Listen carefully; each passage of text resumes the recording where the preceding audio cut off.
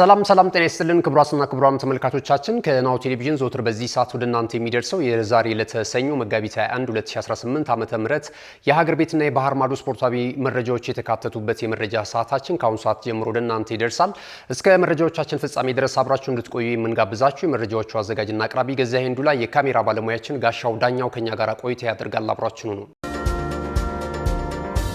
ወደ ቀዳሚው የሀገር ቤት ስፖርታዊ መረጃችን ስናልፍ የኢትዮጵያ ከፍተኛ ሊግን የተመለከተ መረጃ ቀዳሚ እናደርጋለን። የኢትዮጵያ ከፍተኛ ሊግ የ2018 ዓ.ም የውድድር ዘመን የ15ኛ ሳምንት መርሃ ግብር ጨዋታዎች በዛሬው ዕለት ጅማሯቸውን ሲያደርጉ ተከታዩ ውጤቶች እንደዚሁ ተመዝግበውበታል። ሐረር ከተማን ከነቀምቴ ከተማ ረፋድ ላይ ያገናኘው ጨዋታ በሐረር ከተማ 3-1 አሸናፊነት ፍጻሜውን አግኝቷል።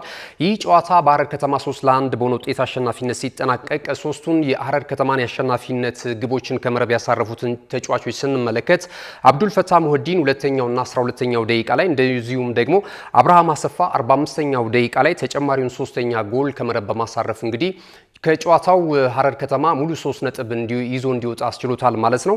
ሁለቱ ቡድኖች የምድቡ ግርጌ ላይ ነው የሚገኙት በምድብ ሀ። ይህን ጨዋታ ከመከናወናቸው አስቀድሞ እንግዲህ የምድቡ ግርጌ ላይ በኩል 7 ነጥብ ነበር የሚገኙት። ነገር ግን ሐረር ከተማ ከዚህ ጨዋታ ሙሉ 3 ነጥብ ማግኘቱን ተከትሎ ነጥቡን ወደ 10 ከፍ ማድረግ ችሏል። ደረጃውንም በአንድ ማሻሻል ችሏል ማለት ነው።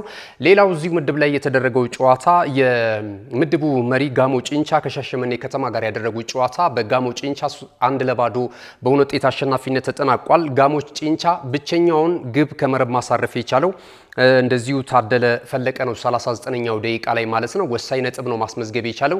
ይህን ጨዋታ ከማድረጉ አስቀድሞ ያሉት ነጥቦች 31 ነበሩ። አሁን ግን ነጥቡን ወደ 34 ከፍ በማድረግ የምድቡን መሪነት አጠናክሮ የቀጠለበትን ውጤት ነው ማስመዝገብ የቻለው። በቀጣይ እንግዲህ በኢትዮጵያ ፕሪሚየር ሊግ ላይ በዚሁ አካሄዱ ከቀጠለ በኢትዮጵያ ፕሪሚየር ሊግ ላይ ከምንመለከታቸው ክለቦች መካከል አንደኛው ሊሆን የሚችልበት እድል እንዳለ ነው እንግዲህ እስካሁን ድረስ በደረጃ ሰንጠረዡ እየተመለከትን የምንገኘው። በእርግጥ በቅርብ ርቀት እየተከታተሉ ያሉ ክለቦች አሉ።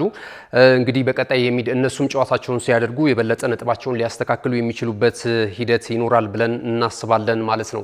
ክቡራትና ክቡራን ተመልካቾቻችን ወደ ሌላኛው የሀገር ቤት ስፖርታዊ መረጃችን ስናልፍ ደግሞ 55ኛው የኢትዮጵያ አትሌቲክስ ሻምፒዮና የውድድር መድረክ በኢትዮጵያ ንግድ ባንክ ስፖርት ክለብ የበላይነት ተጠናቋል። በዚህ እንቅስቃሴ ላይ በርከት ያሉ የዋንጫ ክብሮችን ማሳካት የቻለው የኢትዮጵያ ንግድ ባንክ ስፖርት ክለብ በተለይ በአትሌቲክሱ ትልልቅ አትሌቶችን ለሀገር ሲያበረክት እንደነበረ እናስታውሳለን።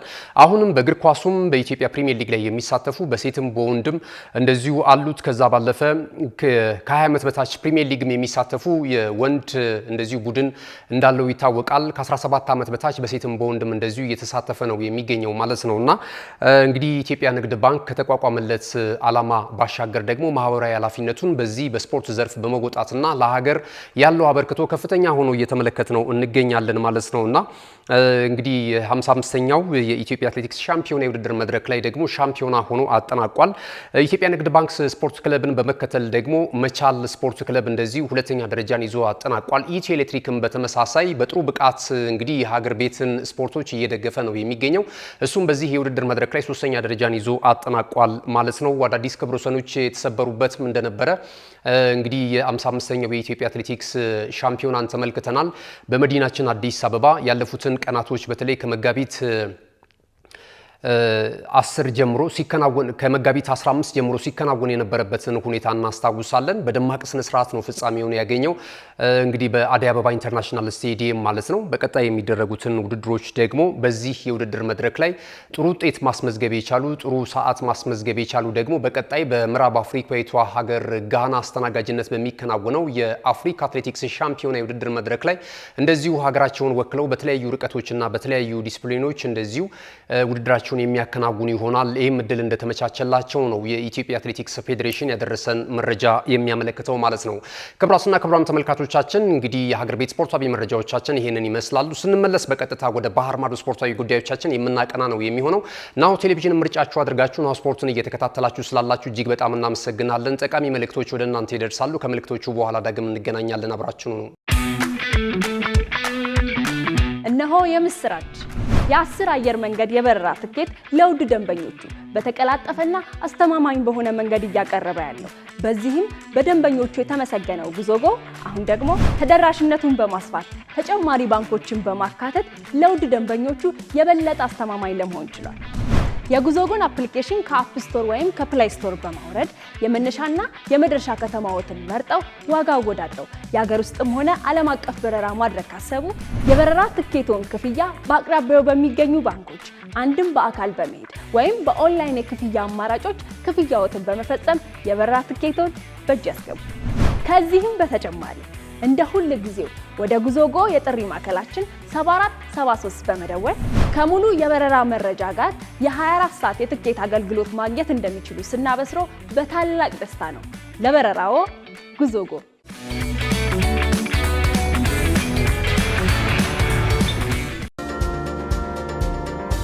ተመልሰናል። ክቡራትና ክቡራን ተመልካቾቻችን ይህ ናሁ ቴሌቪዥን ነው። ናሁ ስፖርትን የዕለተ ሰኞ መሰናዷችንን በመከታተል ላይ ስላላችሁ እጅግ በጣም እናመሰግናለን። እንግዲህ ቀደም ሲል የሀገር ቤት ስፖርታዊ መረጃን ከመልእክቶች በፊት ወደ እናንተ ስናደርስ ቆይታ ካደረግን በኋላ እንግዲህ ተመልሰናል ማለት ነው። በቀጣይ ወደ ባህር ማዶ ስፖርታዊ ጉዳዮቻችን ነው የምናቀናው።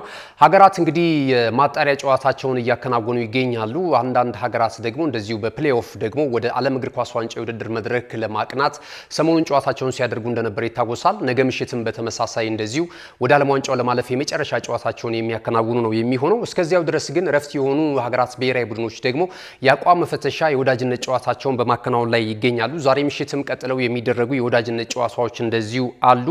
ሳይፐርስ ወይም ኮሶቮ ከሞልዶቫ ጋር ዛሬ ጨዋታዋን ታደርጋለች። ምሽት ላይ የሚደረግ ጨዋታ ነው። ጀርመን እንደዚሁ ከአፍሪካዊቷ ሀገር ጋና ጋር የሚያደርጉትም ጨዋታ ይጠበቃል። ጋያና እንደዚሁ ከቤሊዝ ጋር የሚያደርጉትም ጨዋታ ይጠበቃል። ሩሲያ ከማሊ፣ ናይጄሪያ ከጆርዳን፣ ሳውዝ አፍሪካ ከፓናማ፣ ሞሮኮ ከፓራጓይ፣ አልጄሪያ ከኡራጋይ እንደዚሁ ስኮትላንድ ደግሞ ከአይቬሪ ኮስት ጋር የሚያደርጉት ጨዋታ ይጠበቃል። በተደጋጋሚ አሁን ቀደም ሲል የጠሯቸው ስሞች እንግዲህ ከውጭ ሀገራት ጋር የሚጫወቱ ከአውሮፓ ሀገራት ጋር የሚጫወቱት አብዛኞቹ ሀገራቶች የአፍሪካ ብሔራዊ ቡድኖች ናቸውና አንዳንድ ጊዜ እንግዲህ እንደዚህ አይነት ተለቅ ያለ የወዳጅነት ጨዋታ ማድረግ የራስን ክፍተት ወይም ደግሞ ብሔራዊ ቡድኑ የሚገኝበትን አቋም በደንብ ለመፈተሽ ያስችላል። ከዛም ባለፈ የተጫዋቾችን ጥራት ልዩነትንም ቁልጭ አድርጎ ያሳያልና ለአሰልጣኞች ትልቅ መስታወት እንደሆነ ነው ብዙ የእግር ኳሱ ተንታኞች ይህንን ጉዳይ የሚያነሱት በሰፊው ማለት ነውና የኛ ሀገር ብሔራዊ ቡድን እንግዲህ ከዚህ ቀደም ከክለቦች ጋር ሲጫወት አይተናል፣ ከሀገር ወጥቶ ማለት ነው። እንደዚህ አይነት እድሎች ቢገኙ ግን ትልልቅ ሀገራት ብሔራዊ ቡድኖችን መጫወት ቢቻል ከነሱ ጋር ትልቅ ልምድ መቅሰም ይቻላልና የኢትዮጵያ እግር ኳስ ፌዴሬሽን በዚህ ጉዳይ እንደው ቢያስብበት የሚል ነው። በእርግጥ አስቸጋሪ ነው። ኢትዮጵያ እግር ኳስ ወይም ደግሞ ኢትዮጵያ ብሔራዊ ቡድን የምትገኝበት የደረጃ ሰንጠረዥ በሌሎች ሀገራት ትልልቅ ብሔራዊ ቡድኖች በአውሮፓ በሚገኙ ሀገራቶች ላትጋበዝ ላትመረጥ ትችላለች። ነገር ግን ደግሞ ከፍተኛ ጥረት በማድረግ እንደዚሁ በደረጃ የማይመጣጠኑ ሀገራቶች ጭምር እየተመለከትን እንገኛለን እና እንግዲህ በቀጣይ ቢታሰብበት የሚል ሀሳብ ለመስጠት ያህል ነው። በእርግጥ የኢትዮጵያ ብሔራዊ ቡድን አሁን ወደ አፍሪካ ዋንጫው ለማምራት ወይም ደግሞ የአፍሪካ ዋንጫ ቅድመ ማጣሪያ ወደ ምድብ ድልድሉ ለመግባት ማለት ነው ከምድብ ድልድሉ ጨዋታ አስቀድሞ ያለ ጨዋታ እያከናወነ ይገኛል። ያው በነገው ዕለት ጨዋታ ስላለው ነገ በሰፊው መረጃ ይዘንላችሁ የምንመጣ ይሆናል። የኢትዮጵያ ብሔራዊ ቡድን አሁን እዚህ ጉዳይ ላይ ነው የሚገኘው ማለት ነውና ከሰሞኑም እንግዲህ የብዙዎችን ትኩረት ስቦ የነበረው የሴኔጋልና የፔሩ ጨዋታ ነው። የወቅቱ የአፍሪካ ዋንጫ የውድድር መድረክ የዋንጫ ባለክብር የሆነችው ምዕራብ አፍሪካዊቷ ሀገር ሴኔጋል ፔሩን ማሸነፏን እናስታውሳለን። ፈረንሳይ ላይ በተደረገ ጨዋታ ማለት ነውና እንግዲህ ብዙ ጀርመንም ዛሬ ከጋና ጋር ጨዋታዋን ታደርጋለች። ቀደም ሲል ከጠቀስናቸው ፊክስቸሮች መካከል ይሄኛው አንደኛው ተጠቃሽ ነው ማለት ነውና በጣም ደስ የሚል ነው። የአፍሪካ ሀገራቶች እንግዲህ ባህር ተሻግረው ወደ አውሮፓ የሚያደርጓቸውን ጨዋታዎች ስንመለከት ማለት ነው። ክቡራትና ክቡራን ተመልካቾቻችን ሌሎች አጫጭር ስፖርታዊ መረጃዎችን ደግሞ ከዚህ ሰዓት ጀምረን ወደ እናንተ የምናደርስ ነው የሚሆነው። አስቀድመን የሃሪ ማጉዌርን ጉዳይ እናገኛለን። እንግዲህ እውቁ ጋዜጠኛ ፋብሪዚዮ ሮማኖ እንደዘገበው ከሆነ ሃሪ ማጉዌር በቀጣይ አንድ የውድድር ዓመት ወይም እስከ 2027 ድረስ በቀይ ሰይጣናቱ ቤት የሚያቆየውን አዲስ የውል ኮንትራት ለመፈራረም ከስምምነት ላይ መድረሱ ተገልጿል ማለት ነው። እንግዲህ ተጫዋቹ 33 ዓመቱ ላይ ይገኛል። ከሌስተር ሲቲ ማንቸስተር ዩናይትድን ከተቀላቀለ በኋላ እንግዲህ በማንቸስተር ዩናይትድ በከፍታውም በዝቅታ ውስጥም ማለፍ የቻለ ሁነኛ ተከላካይ ስፍራ ተጫዋች እንደነበር ይታወሳል። በወቅቱ እንግዲህ ወደ 80 ሚሊዮን ፓውንድ አካባቢ ወጪ ተደርጎበት የተከላካይ ውዱ ፈራሚ ሆኖ ነበረ ማንቸስተር ዩናይትድ ያስፈረመው ማለት ነውና ያለፉትን ዓመታቶች እንግዲህ በዩናይትድ ቤት የተለያዩ አሰልጣኞች ሲፈራረቁ ይሄ ተጫዋች በቋሚነት በመሰለፍና ቡድኑን ለማሻሻል ጥረት ከሚያደርጉ ተጫዋቾች መካከል አንደኛው ነው ማለት ይቻላልና አሁን የበለጠ የውል ኮንትራቱን አድሶ አሁን ደግሞ በስተመጨረሻ ያሳያለው ብቃት በጣም የሚገርም ነው። በተለይ በአሰልጣኝ ማይክል ካሪክ ስር እየተሻሻሉ ከሚገኙ ተጫዋቾች መካከል አንደኛው ነው ማለት ይቻላል። የኋላውን ዲፓርትመንት በመምራት እንደገና በግብ አስቆጣሪነቱ አስተዋጽኦ ከፍ ያለ ነው። አንዳንድ ጊዜ ጎል ሲያስቆጥር እንመለከታለን እና ይህን ተጫዋች እንግዲህ እስከ 27 ድረስ የሚያቆየውን የውል ኮንትራት በዩናይትድ ቤት ለመፈራረም ከጫፍ ስለመድረሱ ስለመስማማቱ ተገልጿል ማለት ነው። ምናልባት በ28ም ዩናይትድ የሚፈልገው ከሆነ አማራጭ ውል እንደተካተተበት ነው እየተገለጸ የሚገኘው ማለት ነው። ሌላ መረጃችን ከዚሁ ጋር በተያያዘ የቡንደስሊጋው ክለብ ባየር ሙኒክ ዳይሬክተር የክለቡ ዳይሬክተር የሆኑት ኦሊ ዮሐንስ የተሰኙት ግለሰብ እንግዲህ የሰጡት አስተያየት ብዙዎችን እያነጋገረ ይገኛል። እንደ ግለሰቡ አስተያየት ከሆነ እንግዲህ በተለይ ሃሪ ኬን አሁን ከሚገኝበት ብቃት ጋር በተያያዘ እንዲሁ በዋዛ በትንሽ ገንዘብ የሚገኝ ተጫዋች አይደለም። ከዚህ ቀደም በእንግሊዝ ፕሪሚየር ሊግ ውዱ ፈራሚ እንግዲህ ሆኖ የሰፈረው እንደምናስታውሰው ባለፈው ክረምት ከኒውካስል ዩናይትድ ወደ ሊቨርፑል የመጣው ትውልደ ኤርትራዊው አሌክሳንደር ኢሳቅ እንደሆነ ይታወቃልና እሱ እስከ 150 ሚሊዮን ፓውንድ ድረስ ወይም እስከ 150 ሚሊዮን ዩሮ ማውጣት ከቻለ የኔው ሃሪ ኬን ደግሞ 250 ሚሊዮን ዩሮ የማውጣት ብቃቱ ላይ ነው የሚገኘው የሚል ሀሳባቸውን ገልጿል ማለት ነው። እንግዲህ የእድሜያቸውን ሁኔታ ሰፊ ልዩነት አለ። ሃሪ ኬን አሁን 32 ዓመቱ ላይ ነው የሚገኘው። እንደዚሁ ደግሞ ኢሳቅ 25 ዓመቱ ላይ ነው የሚገኘው። በሁለቱ ተጫዋቾች መካከል ያለው የ7 ዓመታት ልዩነት እንግዲህ በጣም ሰፊ ነው ማለት ይቻላል። በብቃት ደረጃ ከተመለከትን እውነት ነው ሃሪ ኬን በቶተንሃም ሆትስፐርስም እንደዚሁ በእንግሊዝ ብሔራዊ ቡድን ውስጥ ያለው አስተዋጽኦ የሚታወቅ ነው። ተጫዋቹ ወደ ጀርመን ቡንደስሊጋ ካመራ በኋላ አሁን ላይ በአውሮፓ እጅግ በጣም አስፈሪ ከሚባሉ የፊት መስመር ተጫዋቾች መካከል አንደኛው ሃሪ ኬን ነው። ለዚህም ቁጥሮች እንግዲህ ምስክር ናቸው። በዚህ ዓመት በቡንደስሊጋው 26 ጨዋታዎችን አድርጎ 36 የግብ ተሳትፎ አለው። ከተጫወተው ጨዋታ በጣም የቀደመ ነው ማለት ይቻላል። 31 ግብ ከመረብ አሳርፏል በ26 ጨዋታ። 5 ለጎል የሆኑ ኳሶች ደግሞ ለቡድን አጋሮቹ እንደዚሁ አመቻችቶ ማቀበል ችሏል ማለት ነው።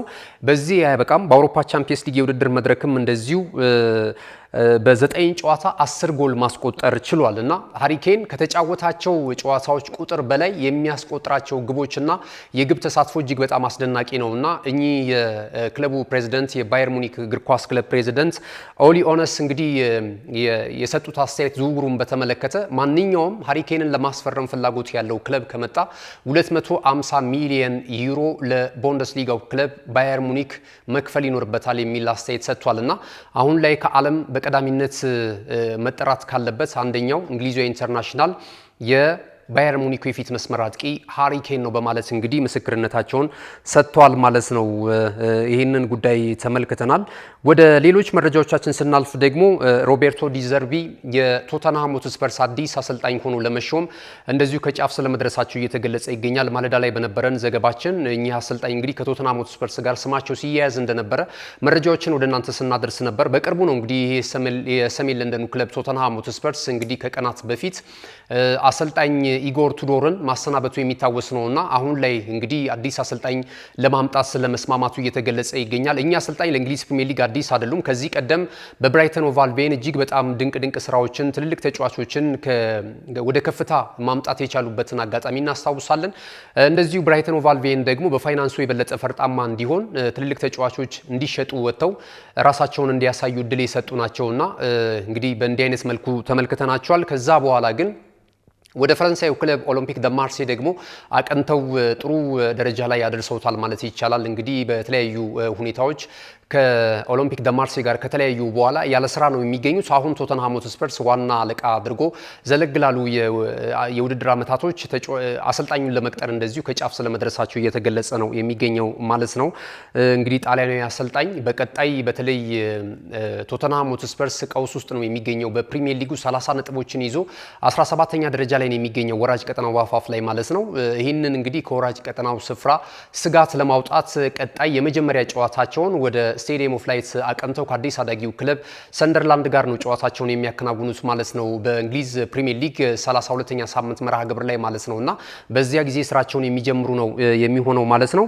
ሌሎች መረጃዎችን ስንመለከት አሰልጣኝ ቶማስ ቱኸል ስለ አርሰናል ኮከቦች እንደዚሁ አስተያየት ሰጥቷል። በተለይ ዴክላን ራይስ እና ቡካዮ ሳካን በተመለከተ ማለት ነው። የገጠማቸው ጉዳት ከስነ ልቦና ጋር የተያያዘ እንደሆነ ነው የገለጹት። ስለዚህም እረፍት ያስፈልጋቸው ነበረ። የመጫወቻውን ወይም ደግሞ ካምፑን ጥለው መውጣታቸው ትክክል ነው። የጨዋታ መደራረብ ይነበብባቸዋል። ድካም ስሜት ነበራቸው። ስለዚህ ደግሞ አንድ ተጫዋች በአካልም በአእምሮም ዝግጁ መሆን አለበት። ያን እዛ ሁኔታ ላይ ሲገኝ ነው ጨዋታዎችን ሊያሸንፍ የሚችለው እና በቀጣይ እንግሊዝ ብሔራዊ ቡድን ትፈልጋቸዋለች። ከዛም ባለፈ ደግሞ ክለባቸው አርሰናል የሚፈልጋቸዋል እና እነዚህ ተጫዋቾችን ማስቀደም አለብን የሚል አስተያየት ሰጥቷል። አሁን ላይ እንግዲህ በተለያዩ የመገናኛ ብዙሃን የአርሰናል ተጫዋቾች በተለይ ጉዳት ሳይገጥማቸው ጉዳት ገጥሞናል በማለት ብሔራዊ ቡድኖቻቸውን ጥለው እየመጡ ነው የሚሉ የሚናፈሱ ወሬዎችን እንግዲህ ያረጋጉበትንና እሳቸው የተመለከቱበትን ሁኔታ ነው ማረጋገጫና ምስክርነት የሰጡት ማለት ነውና ለመጫወት እንኳን ፍላጎት ነበራቸው እነሱ እነዚህ የወዳጅነት ጨዋታዎች ላይ። ነገር ግን ደግሞ ረፍት እንደሚያስፈልጋቸው እኛ ሀሳብ ሰጥተናቸዋል የሚል ነገር እንደዚሁ ተመልክተናል ማለት ነው። ክቡራትና ክቡራን ተመልካቾቻችን ሀሳብ አስተያየት ካላችሁ እንግዲህ በዚህ ዙሪያ ላይ ልሰጡን ትችላላችሁ። ሌሎች የመጨረሻ መረጃ የምናደርገው ከዚሁ ከአርሰናል ቤት ሳንወጣ ደግሞ አርሰናል በቀጣይ በክረምት የተጫዋቾች የዝውውር መስኮት ላይ ሂሳብ መዝገቡ ላይ ችግር እየፈጠረ እንዳለ እየተነገረ ነው የሚገኘው። በተለይ በመጪው ክረምት ማስተካከል አለበት ተብሎ ዘገባዎች ሲወጡ ተመልክተናል ማለት ነውና ይህንን የፋይናንስ ሕግ ወይም ደግሞ የፋይናንሱን መመሪያ ላለመጣስ ተጫዋቾች መልቀቅ አለበት ተብሏል። በክረምቱ የተጫዋቾች የዝውውር መስኮት ባለፈው እንደምታስታውሱት በርከት ያሉ ተጫዋቾችን ነው ማምጣት የቻለው ማለት ነውና በዚህኛው ክረምት በጥር የተጫዋቾች የዝውውር መስኮት ተጫዋቾችንም ስላልሸጠ ማለት ነው ክረምት ላይ ግን ተጫዋቾች መልቀቅ አለበት። በተለይ አዳዲስ ተጫዋቾችን ወደ ስብስቡ ለማምጣት እየተባለ ነው የሚገኘውና ከሚለቁ ተጫዋቾች መካከል ደግሞ የፊት መስመር ተጫዋቾቹ ይገኙበታል። ካይ ሃቨርትዝ፣ ገብርኤል ጄሱስ እና ገብርኤል ማርቲኔሊ ናቸው ተብሏል። በተለይ ገብርኤል ማርቲኔሊ እና ገብርኤል ጄሱስን የስፔኑ ክለብ አትሌቲኮ ማድሪድ የግሉ ለማድረግ እንደዚሁ ንግግር ስለመጀመሩ እየተገለጸ ነው የሚገኘው ማለት ነውና እነዚህን የፊት መስመር ተጫዋቾች በቀጣይ ምናልባት በመድፈኞቹ ቤት መንደር ላንመለከታቸው ከምንችላቸው ተጫዋቾች መካከል በክረምቱም ክለቡን ከሚሰናበቱ ተጫዋቾች መካከል ተጠቃሽ ናቸው ተብሏልና ምናልባት የጁሊያን አልቫሬዝ የዝውውር ጉዳይ ከነዚህ ተጫዋቾች ጋራ የዝውውሩ አካል ሆኖ ለድርድር አርሰናሎች ወይም ደግሞ የክለቡ ስፖርቲንግ ዳይሬክተር አንድሪያ ቤርታ ሊያቀርቡት እንደሚችል እየተዘገበ ነው የሚገኘው ማለት ነውና የትኛው የፊት መስመር አጥቂ ቢወጣ ይሻላል? እስኪ እናንተና አዲስ የትኛው ተጫዋች ቢመጣ ነው የሚሻለው? የፊት መስመሩ ላይ እንግዲህ ብዙ ተጫዋቾች ከአርሰናል ጋር ስማቸው እየተያያዘ ነው የሚገኘው።